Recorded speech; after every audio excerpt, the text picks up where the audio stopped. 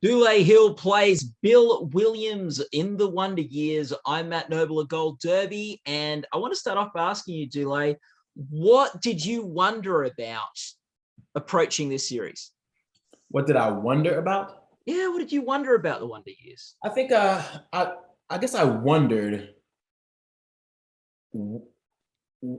where the story was going to go, how we were going to make it unique, being that you're changing the lens and changing the point of view. How do you make that experience unique in and of itself? And I also wondered, how was Bill going to fill out? How was he going to be?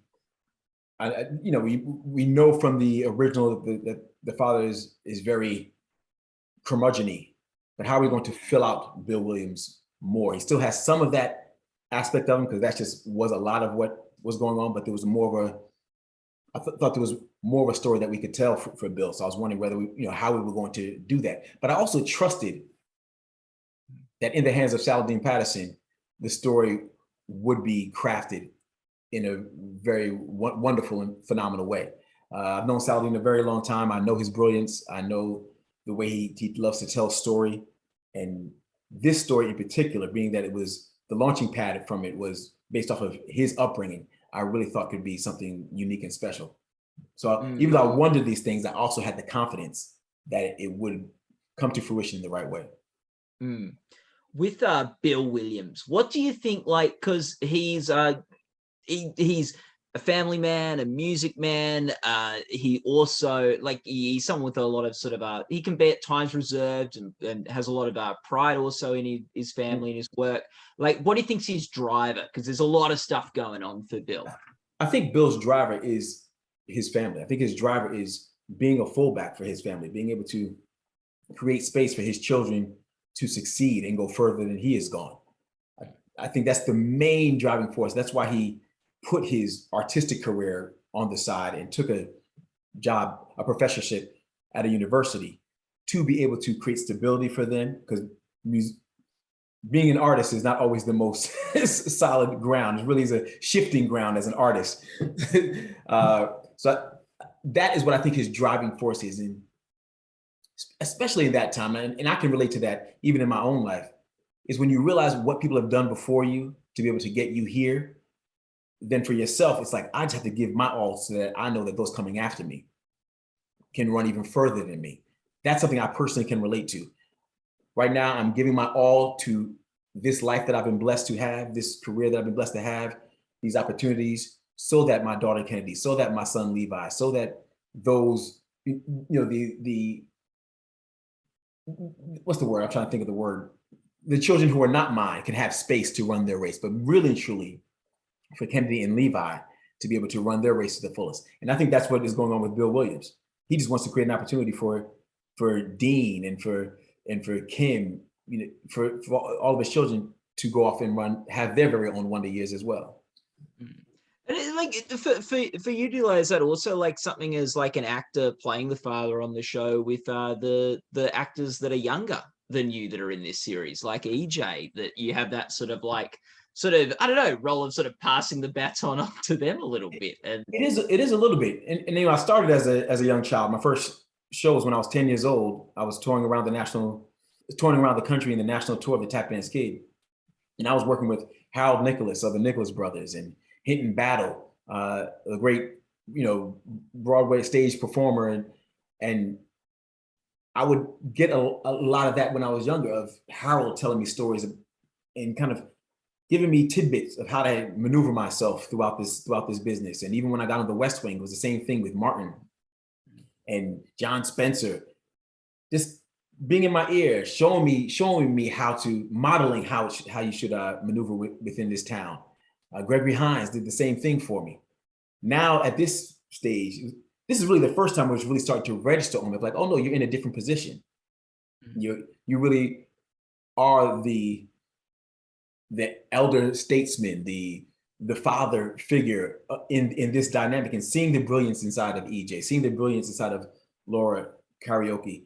You want to be able to just impart whatever wisdom that you may have, so that hopefully you can, I guess, miss the pitfalls that I may have fallen into at different points, and have a better field of view so that you can run your race to your fullest. Because the gift of both of them, they're so very dynamic. And even Spence Moore, who plays my son, I mean, they're all so wonderfully talented as artists, and really all of the kids on the show. I'm not saying Spence and Laura are kids. I'm just saying, but you know what I'm saying. They're kids to you. They're like they're younger than you. I just want to, whatever I can give to help you run your race that much better. That's what I want to give. And whenever I need to step out of the way so that you can run your race that much better, I want to do that too. Because there is a danger in also being like, let me tell you something. Let me tell you something. Let me tell you something. You know, it's like, sometimes you just have to be. And as you be, then they can see and go from there.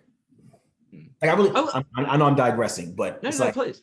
I think about Gregory Hines. I've known Gregory a long time. He was one of my very good friends. I've known him since I was 10 years old, and I loved him until the day that he passed away. But I saw how Gregory handled himself, just how he existed in this space, being an actor, being a tap dancer, having levels of success, having challenges and maneuvering through it all. And just seeing it modeled, it affected me in a very powerful way that I still think I carry with myself. I always say that I'm dancing in Gregory's shadow. And all I'm trying to do is be Gregory Hines. You know, I went and did a musical, Lights Out, Nat King Cole, so that I could sing and I can tap and I can act, just so I can try to be like Gregory Hines. You know what I'm saying? But I will never hit that pinnacle of being Gregory Hines, but I'm at least going to get as close as I can along my journey.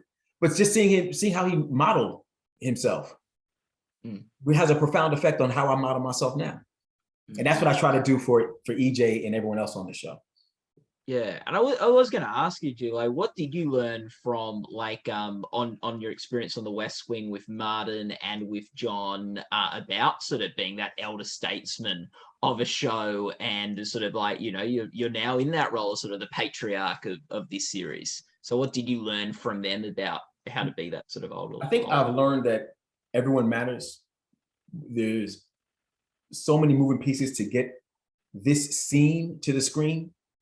Not even the whole show, this scene to the screen. So everybody matters, and being able to respect and honor everyone, I think, is what I saw Martin especially model for me. He really is someone who leads with his heart, sometimes even to the detriment of himself. He leads with his heart, and I've always respected that. And also what I've got from the both of them was being passionate about your craft. If you're going to do it right, do it well, give it all you got. The least I can do is show up and be ready to work, because there are many actors who would love to be able to do what I'm doing, and I should honor the gift that has been given to me. And that is something that I've learned from Martin and John, and really the entire cast of The West Wing. I was a young actor, in my like 23 when I joined the show, and being able to be on set with Allison Janney and Stockard Channing and Anna Devere Smith and Mary McCormick and Rob Lowe and all these cats, like I was able to just take in how to be.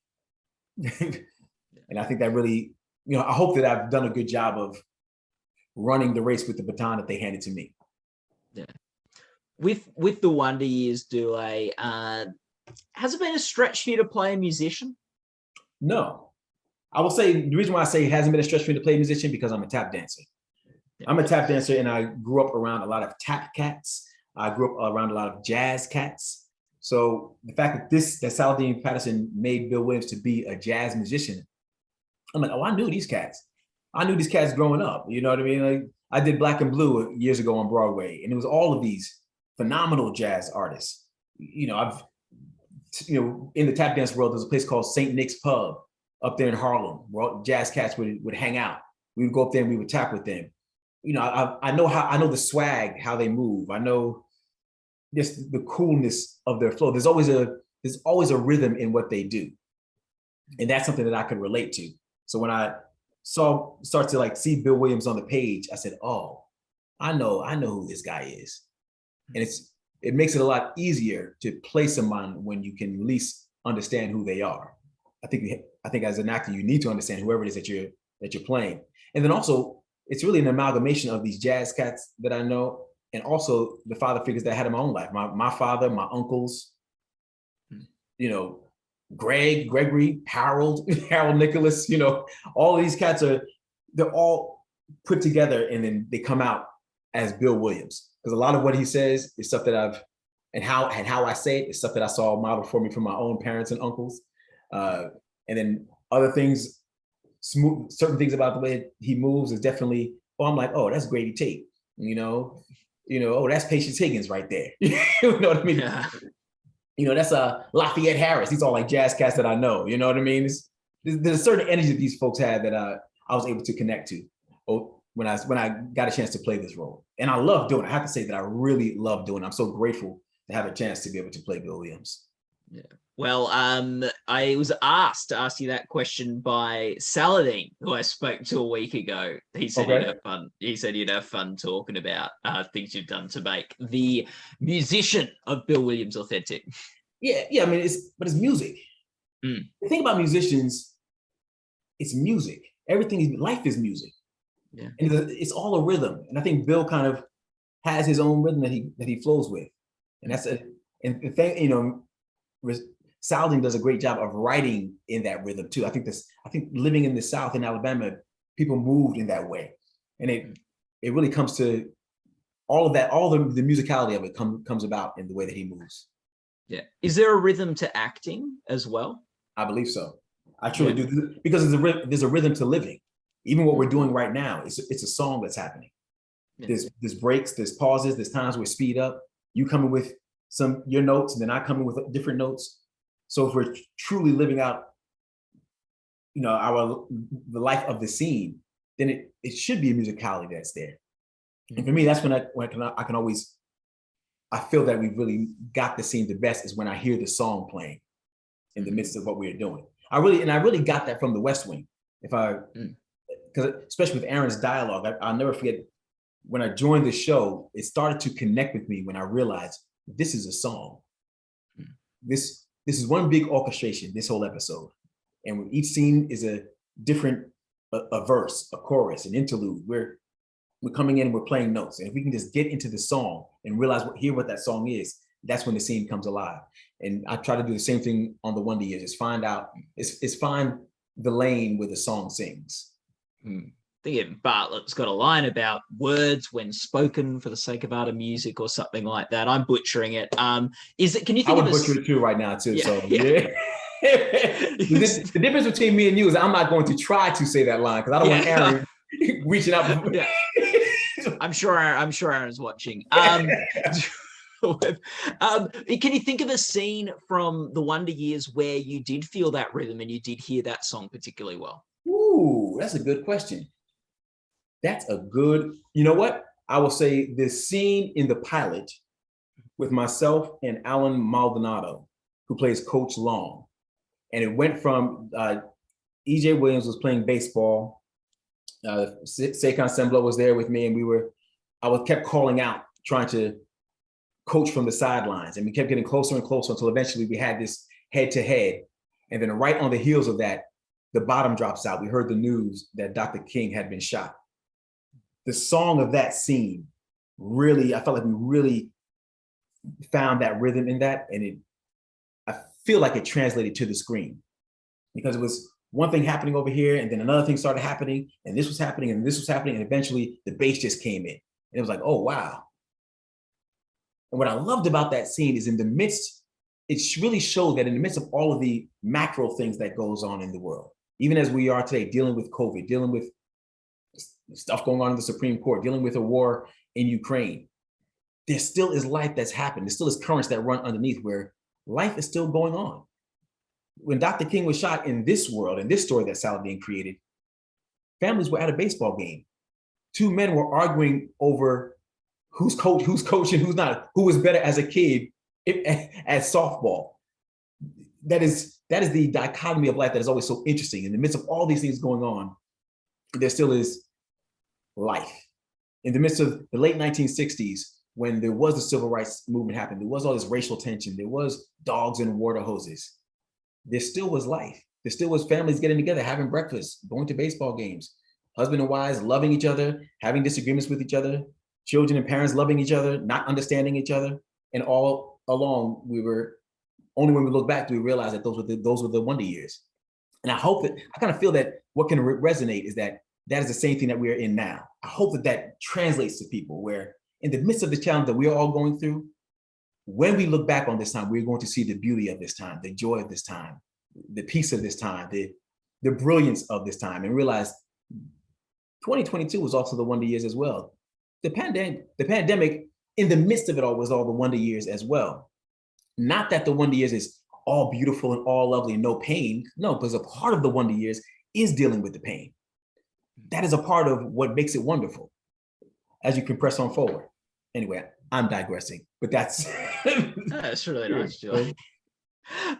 Is there was there a particularly fun scene to film that you just enjoyed, and there was just some real, I don't know, energy or rhythm to? I loved filming the scene where I got a chance to sing the original Wonder Years theme song. I really did. I mean, and Sherry Appleby did a wonderful job directing that episode. It just tied it all together. It really, as we were launching off into the journey of the Williams family and picking up the mantle of the show and reimagining this world, it was a great initial nod to the original series. Just to be able to sing that iconic song I really enjoyed it. But it was very daunting for me. When I first heard that it was happening, I was like, what? I was like, whoa. Because sometimes there's certain things, it's like, no, the only thing you can do is mess that up. That's how it feels oftentimes. And when I heard that I was going to be singing that, I was like, you want me to sing the original theme song on national TV? Okay. But once I got into it, I really loved the process. Rohan and Jacob, they were great when we were in the studio, and having their brilliance and their support really helped me have an enjoyable time doing it. We are we're an awards website at Gold Derby. We love our Emmy Awards in particular. And you received an Emmy nomination for your work on The West Wing, which was smashed Emmy records, was, an incredible show in terms of awards sort of history. I just your first episode on the show, you sort of end that episode by saying, Charlie ends the episode by saying, I've never felt like this before. Mm-hmm. What is something about going back to that time in your career? What is something about your experience on that show that you sort of never felt before that stayed with you? Oh man, I would say all of it. I always say that The West Wing is a gift that keeps on giving. It's 18 years. When did we leave that? Maybe 16 years ago, something that we got off the air. Yeah, don't quote me on the math, but it's a show that keeps on giving. The experiences that we would have, and I would always say, John Spencer used to always say, "You wouldn't get this on a cop show." He would always say that because of the subject matter.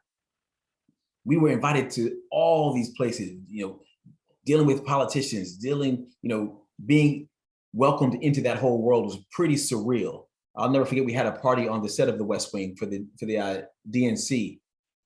And here was, Al Gore was there and Ted Kennedy was there, and all of these political icons are walking around our set. And it was just so surreal because about 2 years before that, I was looking for a job. I needed a job. Actually, a year before that, I needed a job. And then now it's like, this is crazy. And so that has just stayed with me, the fact of just being able to be a part of that type of show, working with Allison Janney and Martin Sheen and all of the cast. It really was doing the words of Aaron Sorkin. I mean, I watched, A Few Good Men, and the idea that when I'm getting ready to say the words of the same person who wrote You Can't Handle the Truth, mind-boggling. And I think for me, what also has stayed with me now, and I might be jumping off your question a little bit, is to be able to appreciate the moments. I'll never forget when we were walking up the stairs for the 4th time that we won Best Drama. And I was walking up next to John Wells, and he had a big smile on his face, and he said, "Enjoy this." this doesn't happen. I've been in this business a long time, and this does not happen. I'm thankful that I had it within me to really take in what he was saying, because it was all fresh and new to me. But to really just take it in, of like, wow, this is pretty cool. And I've taken that with me, even as I went on to any other job that I've done. I continue to enjoy the moments. From the West Wing to the Wonder Years, I've enjoyed the moments, I've enjoyed the ride, and I'm very grateful each time that I get a chance to come to work and share my gift and explore my craft. Yeah. Because it's not something that every actor gets a chance to do. Every actor doesn't get a chance to do good material. That's just the fact of the matter. And to be able to work on the West Wing and now to be able to explore this world with Saladin Patterson is truly, I've had a blessed journey, and I'm so very grateful for it. Yeah, it's really cool. Is there like a West Wing moment that you just savor? You still about enjoying the moments? On screen or off screen? On screen, I'm gonna say. On screen for myself, there's two. On screen for myself is the scene where I walked into the Oval Office and I had that moment with Brad Whitford where I say, I never felt like this before. Because leading up to the rehearsal of it, I'd never stepped into that Oval Office, any Oval Office. Wow. Yeah. Even when I got to the set before and I was doing all my other scenes and they showed me around the set, I said, no, I don't want to go in there, because I knew that it would be something majestic to see. So my thought was, why not save that for the camera? Why take it all in now and then a week later have to go and relive it? So I just never, and that was like, by the time we filmed that, I'd only been inside the Oval Office maybe 30 or, maybe an hour before, if that. Yeah. So it still was all just very like, and there goes Martin Sheen, and this is crazy. Yeah. In my mind at the time, I'm really thinking, this is crazy. I'm actually on this set with these actors. And just about 3 months ago, no, at that time, 6 weeks ago, I was looking for a job. I was at Freddie Prinze Jr.'s house saying, Freddie, if I don't get a job, I'm either going back to Jersey or I'm coming to live with you, because I don't have any more money. Yeah. And the second moment, July. Yeah. The other one is the Paul Revere knives in the episode called Shibboleth, where President Bartlett gave Charlie the knives. What really stuck with me is that it was a reflection, I feel, of what was happening on camera as well. Because I love Martin so very much, and he was someone that I still look up to, but even at that time, I especially looked up to, and he was a father figure to me. He definitely was one of those people who I looked at more than just an actor who I'm working with. And I think in that moment, that's what President Bartlett is also happening. That's happening with Charlie and President Bartlett, where their relationship, it was a symbol of showing that their relationship is going beyond just the workplace. Yeah. They were making a tighter bond. And I really just love how they worked that whole episode together to get to that moment. Yeah. That was the genius of Aaron, or that is the genius of Aaron Sorkin. Well, Dule, from I believe maybe tap dancing to Yo-Yo Ma on the West Wing to playing Bill Williams on the Wonder Years. Hopefully you will continue to savor the moments on that series, and all the best of luck with the upcoming Emmy Awards for the Wonder Years. Dule, thanks so much for talking with us today. My pleasure. It's been an absolute joy. And people watching this interview can go to goldderby.com to make your awards predictions and join the discussion in our forums. Be cool. With